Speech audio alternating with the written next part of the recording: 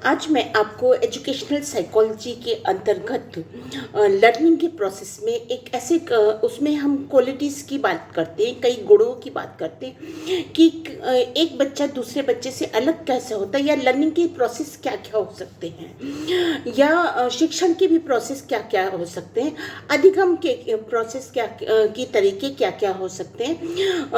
तो उसमें हम एक अभिलाक्षणिक गुण जो है कुछ बच्चों का, जिज्ञासु प्रवृत्ति, उसको लेकर के आज मैं आपसे चर्चा करूंगी। इस पे लिखने को आता है और ये इम्पोर्टेंट चीज़ भी है, आपको भी अभी इसके बारे में जानना चाहिए। अगर आप प्रोफेसर हैं तो भी, आप कहीं प्राइमरी में टीचर हैं तो भी, बेसिक में हैं तो भी, पीजीटी वगैरह किसी में है तो आपको जिज्ञासु प्रवृत्ति या जिज्ञासु गुण के बारे में जानना चाहिए। हम लोग जो डेफिनेशंस लिखने को आती हैं बीएड वगैरह में, पर्सनालिटी क्या होती है, पर्सनालिटी का डेफिनेशन होती है, उसकी क्वालिटीज़ करने, या लर्निंग के मेथड्स क्या हैं, या लर्निंग या टीचिंग के मेथड क्या है, उसमें भी ये इम्पोर्टेंट है। अगर आप लिखेंगे तो आपको नंबर मिलेंगे इसमें।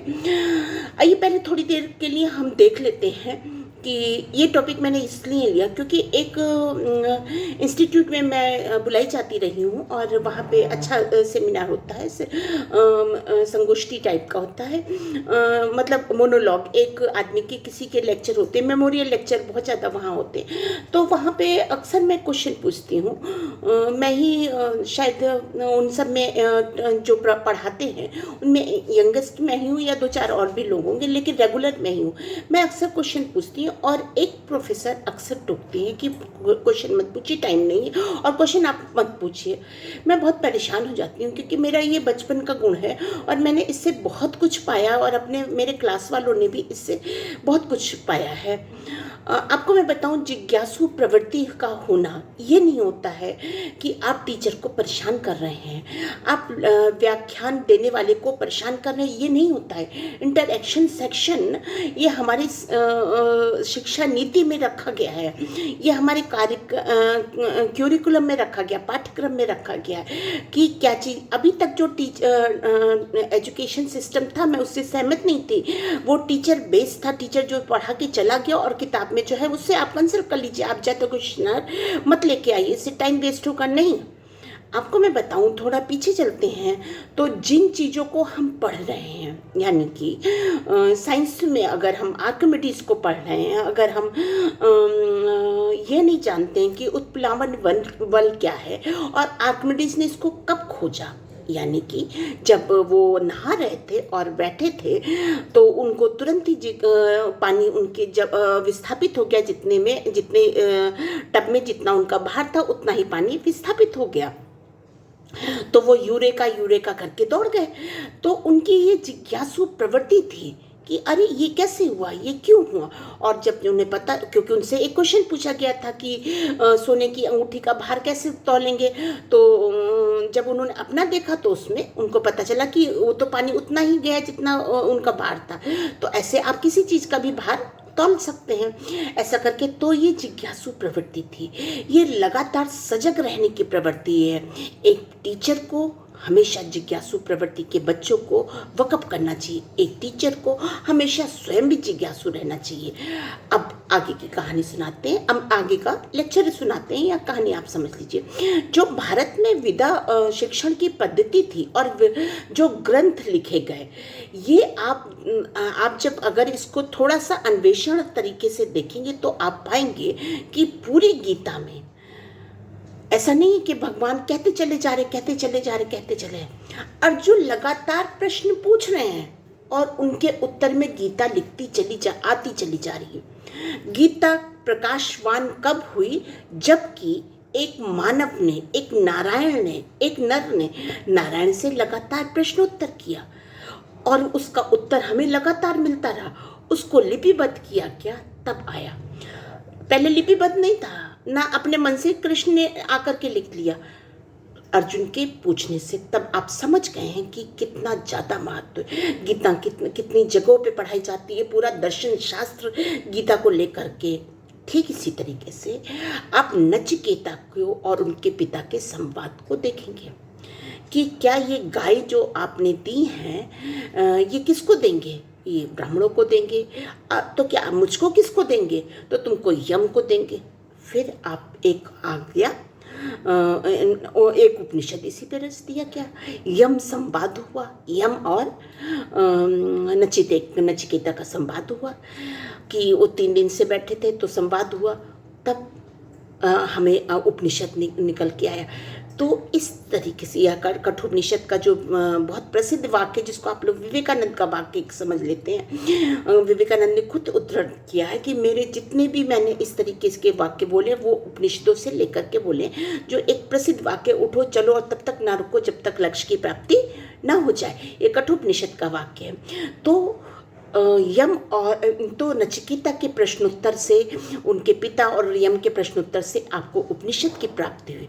गार्गी और याज्ञवल्क्य, उनके पति दोनों, गार्गी लगातार प्रश्न करती, उनके पति नाराज हो जाते हैं, लेकिन प्रश्न वो करती हैं और तब हमको गार्गी का प्रकाशमान रूप दिखाई पड़ता है।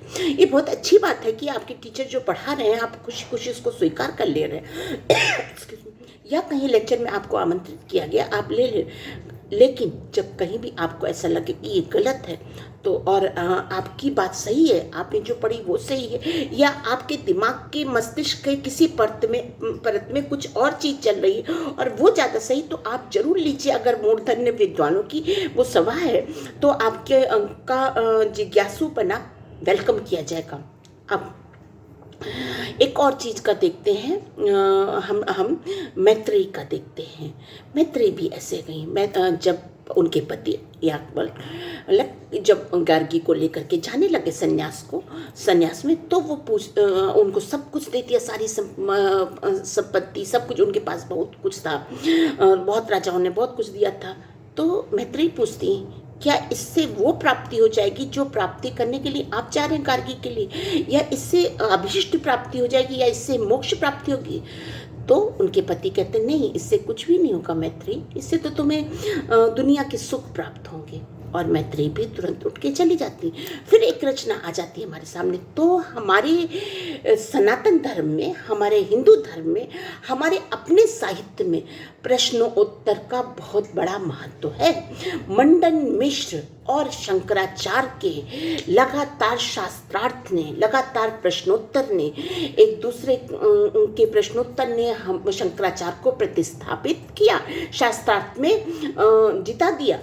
और उसके बाद जब वो और यहीं पे नहीं रुके, और उन्होंने उभय भारती यानी कि पत्नी से, उनकी मंडन मिश्र की पत्नी से किया शास्त्रार्थ। तो फिर जो है फिर वो हार गए और फिर उन्होंने गृहस्थ जीवन जिया पूरा 1 महीने तक, और एक राजा के शरीर में रह करके। तो इस तरीके से आप जब देखेंगे तो आप जानेंगे कि जिज्ञासु प्रवृत्ति, और वो तभी प्रश्न आप कैसे पूछेंगे जब आपने जिज्ञासु प्रवृत्ति ना सिर्फ आपका भला करती है, बल्कि आपके साथ उस माहौल में, उस संगति में उपस्थित सारे लोगों के प्रश्नों का, जो कुछ नहीं भी पूछ पा रहे, उनके भी प्रश्नों का उत्तर लेकर के आती है। तो जब भी लर्निंग के लिए आप ट्राई करिए, देखिए, तो आप इस गुण को बच्चों के अंदर जरूर से स्थापित करिए। अगर उनके नहीं, अगर है तो इसको वकअप करिए, इसको परिवर्तित करिए, इसको संवर्धित करिए, इसको आगे बढ़ाइए कि हाँ बेटा, और हाँ बच्चे, हाँ और पूछो। और इससे 2 अंतर आता है। जब हम 2 बच्चों में देखते हैं, एक बच्चा जो है अच्छा बच्चा है और एक उत्कृष्ट बच्चा है।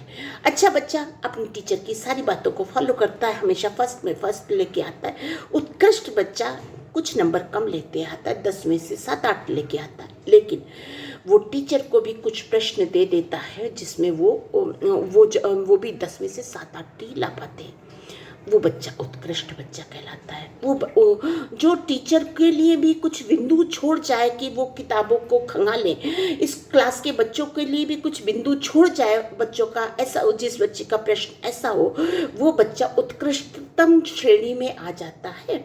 विज्ञान में हम कोई परिकल्पना रखते हैं और उसकी गवेषणा कहते हैं, उनका अन्वेषण करते हैं, उसका खोज करते हैं। ये खोज विधि ही लर्निंग की सर्वाधिक आपको कहें सर्वाधिक स्वस्थ विधि कही जाती है, क्योंकि इसमें दूसरा पक्ष बराबर में भाग लेता है। न सिर्फ दूसरा पक्ष बराबर में भाग लेता है, बल्कि वो जन समूह भी बराबर में भाग लेता है, वो भी लाभान्वित होता है।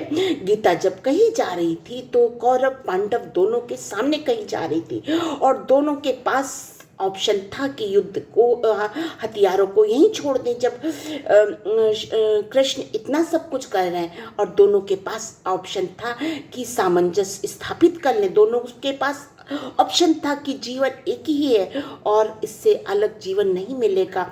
दोनों के पास ऑप्शन था कि हम आगे बढ़ने के लिए युद्ध को टाल दें। तो जिज्ञासु प्रवृत्ति और ये कि जो कह दिया गया लेक्चर में उसको सुन के घर जाओ, ये डिक्टेटरशिप है, जो कि हमारी यहाँ की देन नहीं है, भारतवर्ष के शिक्षण पद्धति की देन नहीं है। ये पश्चिम की देन थी कि लेक्चर मेथड दे दिया और आपको जो भी समझना हो समझिए, पुस्तकों से ढूंढिए। नहीं, ज्ञान की अन्वेषणा जो है वो टीचर के सहयोग से ही, गुरु के सहयोग से ही होती है और गुरु को सहभागी करके होती है। इसीलिए सारी चीज़ों जब आप जितने भी देखेंगे, सावित्री यमराज से कहती हैं कि आपने एक वचन दिया, अब ये वचन, फिर और एक वचन और, फिर एक वचन और, तो वार्तालाप हो रहा, प्रश्नोत्तर हो रहा कि अरे आपने ऐसा किया, तर्क दिया रहा है कि आपने सावित्री तर्क देती हैं। अब पति नहीं है रह रहा, लेकिन पति चला गया, मृत्यु को प्राप्त हो गया, पर पति मिल जाएगा।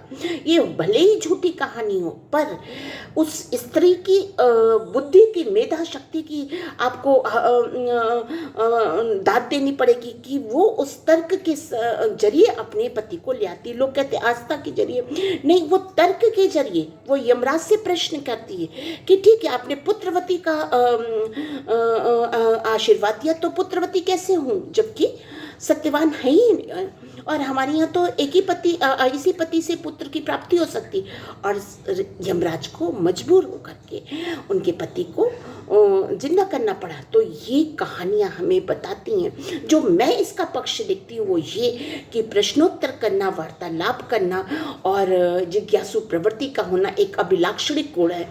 इस सब में नहीं होता और जिनमें नहीं होना होता उसमें प्रतिस्थापित किया करना चाहिए। ये बच्चे उत्कृष्ट बच्चे होते, समय के अद्भुत चक्र के चलते ये बच्चे उभर के नहीं आ पा रहे हैं और मुश्किल हो रही है, क्योंकि जो सर्वोच्च पद पे हैं वो ही इनको रोक रहे हैं। तो आप सब इन बच्चों को आगे बढ़ाइए जिज्ञासा